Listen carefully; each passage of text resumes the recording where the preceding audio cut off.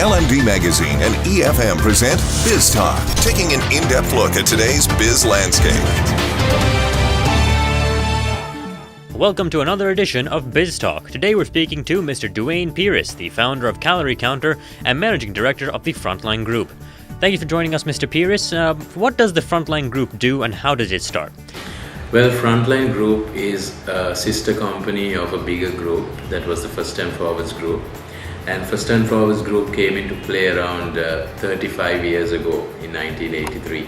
So basically they started as a ATL company, and then when we first came out with the offset printers and then branched out into offset printing, and then found that digital printing was the future. So in 2001, our chairman, Mr. Raja, actually thought about going into digital printing, and he bought one of the first few machines in the digital printing area, and we started off Frontline. So that's how Frontline started as a digital printing company, and now within the group we have 4 companies plus a food restaurant within the same group. So that's how Frontline is at the moment.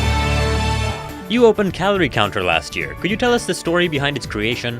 So for me, I'm not a restaurateur at all. I have been in the business field from my small days because I have seen my father going into the company. So I was just walking into the company when I was 2 years, 3 years old. So I have always had a business background to my life. And restaurants were something I only went to eat to. So I'm a big foodie. And because of that, I was always a big mate, a big guy. So I was always called the Bada in school, and so always a big guy. So about 4 years ago, I realized that I was 135 kilos, and I didn't know how I actually looked, because when you look into a mirror as a person, the best looking person is that person in front of you. For you, you're the best looking person. So it was really hard for me to figure out that I had a problem, and that if I was going to take the same path of eating whatever I wanted, not exercising proper, I was going to fall into health trouble, and that's the worst thing you ever want to.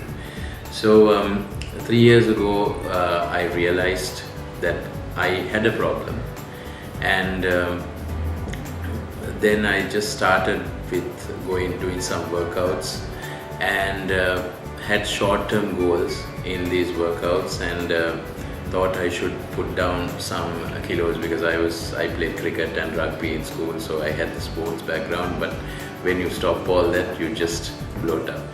So then about half an year or a year into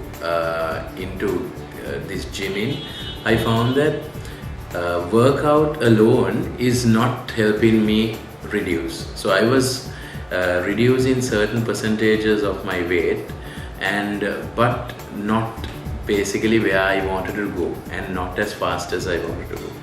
Then I realized that food is a very important aspect of your getting healthy, not losing weight. Basically, health is what I was after, getting myself to become a healthier person.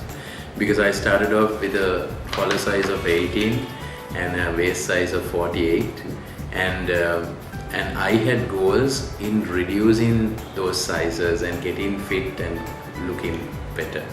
So then I realized, I read a lot into nutrition, what I should eat before a workout, what I should eat after workout, how much of sleep I should get, how much of water I should consume. So all this helped me to actually lose about 25 kilos within about 6 months at the latter stage. So that's when I really realized what getting into a healthier lifestyle meant. Healthier lifestyle is what's important always. So basically, when I was trying to lose weight, I couldn't eat out at all because nothing was healthy at the time.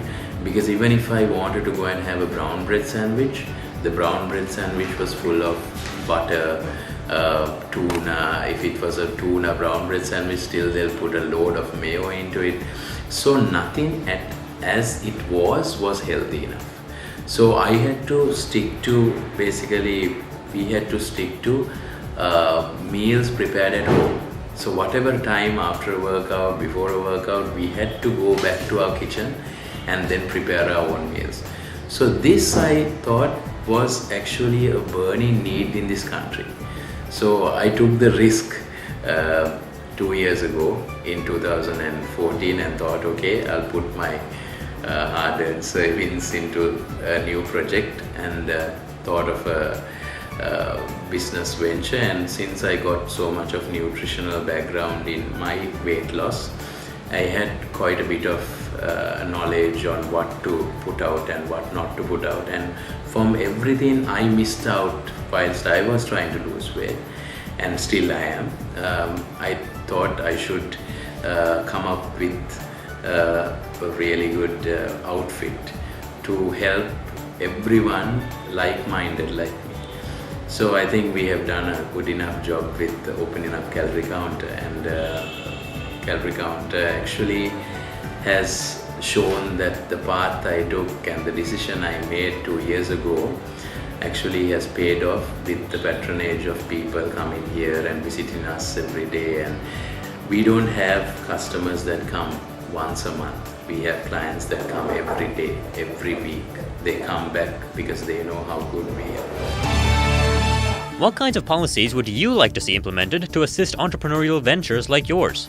Basically, policy-wise, they should understand what is good and what is bad for people. I think health-wise, they should give more knowledge to the people. I would say that's where we as a country can be a healthier nation. So I think funds have to be allocated for knowledge, because knowledge is something that people will take something out of. So you educate the parents about what the children should eat. Basically, a lot of schools I see are doing good things like checking the lunch boxes of kids now, getting them to eat a more healthier pack, and if they have basically some particular meals, they tell no, don't bring this, may get a home made meal. So I think the government or policymakers have to also realize that, okay, educating is one area. And also I think if policymakers can maybe understand that, things like exercise machinery to things like these outfits are good for your society. It makes your population healthier. Healthier population means more focused population, more effective population, and more focused population. So basically absenteeism to everything will reduce and will be a more efficient, effective nation. So I think policymakers have to think how to release the cost on these, how to reduce these costs and make this available to everyone. Right now this is only available to the upper middle class and the class over that, but we should make these things available to everyone. I think walking paths to giving people knowledge on why you should walk at least half an hour a day, or run at least half an hour a day, why you should eat a healthier meal, why you should maybe change your carb intakes, because we are a rice eating population, but we are not farmers anymore, right? Because we eat a farmer's meal. We don't sweat it out from 8:30 to 5. We sit in one place. So our carb intake can't be that much. We have to balance our meals. Right now we are not balancing our meals. We are having a whole load of carbs. Carbs are needed, yes, but you need to identify how much of carbs, how much of protein, what are the vegetables, what is good for you, what is bad for you. I think that has to come through knowledge. Before policies need to change, I think these simple things, I think some advertising firms would love the fact to get involved in this and create some awareness programs.